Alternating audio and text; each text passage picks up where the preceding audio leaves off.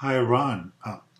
I'm guessing since you went through great pains not to use Afghan Girl as an example, I figured I'd give you some more information about it. Here's the Afghan Girl 12 years ago. Steve McCurry went back in 2002 with a team from National Geographic, and they found Afghan Girl. Um, First of all, I mean, what this guy did to the passion and the interest that coincides with what you talked about, how he wanted to travel the world and see cultures. This he dressed up in native garb, grew a beard, and crossed the border into Pakistan. And he came upon this is back in 1985. He came upon this sea of tents it was a refugee camp in Pakistan. So he was kind of nosing around with his camera.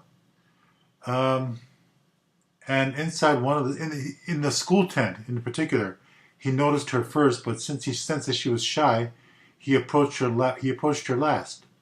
Finally, he approached her, and she told him that he could take her picture.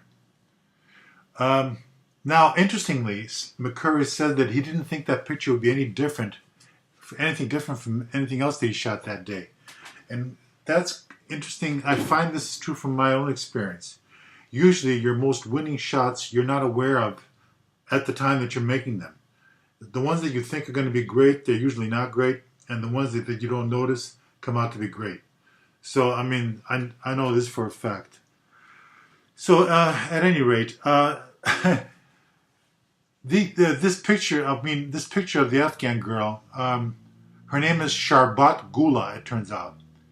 Uh, these are very extremely haunting eyes. It turns out she's a Pushtun, and it's the most warlike tribe in Afghanistan.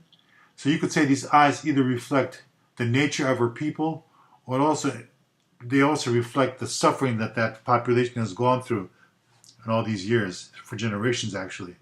So now today her skin has gotten more leathery, her chin has gotten a little more soft, she's gotten more fat in her face here. She's had a hard life. So I'm not exactly sure how. I think she's about 30 here, 30. But she never got her education. Um, she lives in the mountains. Um, Basically, McCurry came back to this area of Pakistan with the National Geographic team in 2002, and he began to search for the girl with the green eyes. They showed her picture around, and one man who was with her in the camps got wind of the search, and he told the expedition that she now lived in the mountains near Tora Bora, and he'd go get her. So this is the amazing story. It took 3 days for her to show up. Her village is a 6-hour drive from the camp. The camp was still standing in 2002, by the way. And then it's a 3-hour hike across the border after that. So anyway, she arrived. Um, no one really knows. Interestingly, no one knows what her exact age is. They're guessing she's either 28, 29, or maybe 30. But anyway, she arrived. The reunion was quiet. Um, she kind of told her story, how they fled. The Russians were everywhere. They were killing people. We didn't know if we'd make it. She never got a chance to get an education. Um, that's kind of the story here. And I wanted to see if this is something that you'd be interested in. If you're not, you're not. But this is not common knowledge.